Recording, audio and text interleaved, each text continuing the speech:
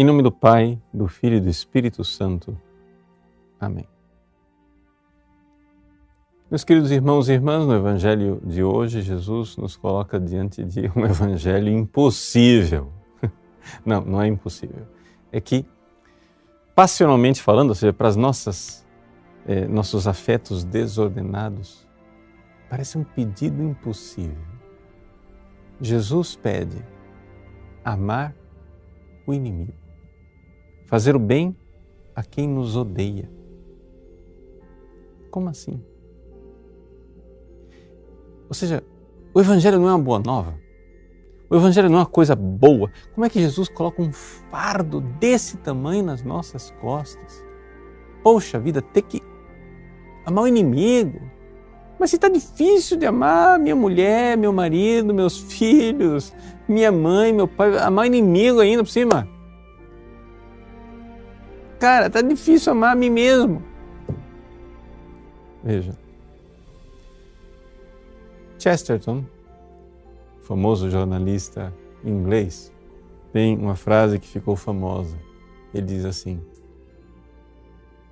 Jesus nos pede para amar o inimigo, não somente os amigos, mas também os inimigos, porque geralmente são as mesmas pessoas. Ou seja, é que depende do momento do dia. Depende do que você está vivendo. E aquela pessoa que é super amiga, para você se apresenta como inimigo. Sabe por quê?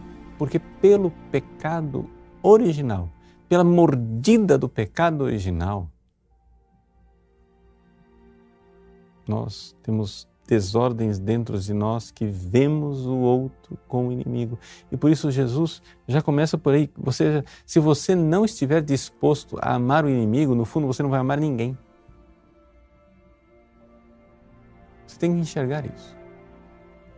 Porque de vez em quando até você mesmo se sente como seu inimigo. Mas você tem que se amar por mandamento divino. Meus queridos, aqui está a sabedoria. Primeiro, uma sabedoria muito prática, que é colocada e revelada por nosso Senhor. Você diz assim: tudo bem, entendi. Tem que amar os inimigos, ou seja, porque no fundo, se eu não amo os inimigos, eu não vou amar nem os amigos, porque os amigos, por causa do pecado original, muitas vezes se apresentam como inimigos. Por exemplo, Deus se apresenta como inimigo às vezes. Não que ele seja inimigo, mas a gente sente como inimigo, como Adão, que ouviu os passos de Deus e se escondeu atrás do arbusto. Então tudo bem, entendi, tá bom. Mas isso não torna a tarefa menos difícil. Entendi por que Jesus pede, mas mesmo assim parece esmagador. A não ser que você receba a graça. E a graça vem através da fé. E a fé é nós enxergarmos aquilo que nos diz São Paulo, quando nós éramos inimigos de Deus. Ele morreu por mim. E morreu por mim não somente me perdoando a ofensa, mas me defendendo diante de Deus. O Evangelho de Lucas diz que Jesus repetidamente ia dizendo ao ser crucificado: Pai, perdoai-os, eles não sabem o que fazem. Jesus ia fazendo aquela prece, aquele pedido, como grande advogado nosso, como advogado de defesa. Jesus, ali, condenado como réu por juízes iníquos, executado por carnífices como nós que com o nosso pecado temos as mãos manchadas, tintas do sangue do Cordeiro, não temos em Jesus um Satã, um acusador, mas ao contrário, um Paráclitos, um advogado de defesa. Ele nos defende. Ele amou os inimigos. Ele disse: Pai, perdoai-os, não sabem o que fazem. E tendo sido amados assim, nós podemos amá-lo de volta.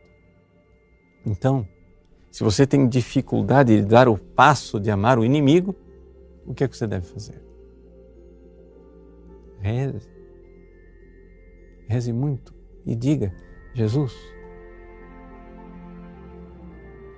não por esta pessoa que eu estou sentindo como inimigo.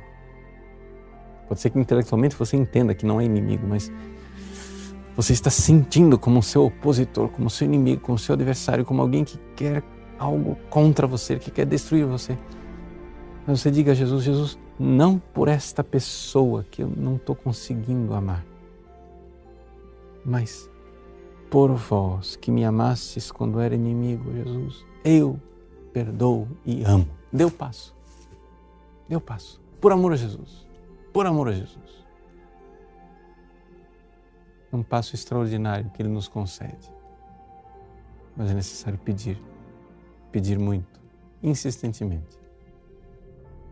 E aí, livres para amar os inimigos, nós encontraremos a grande verdade.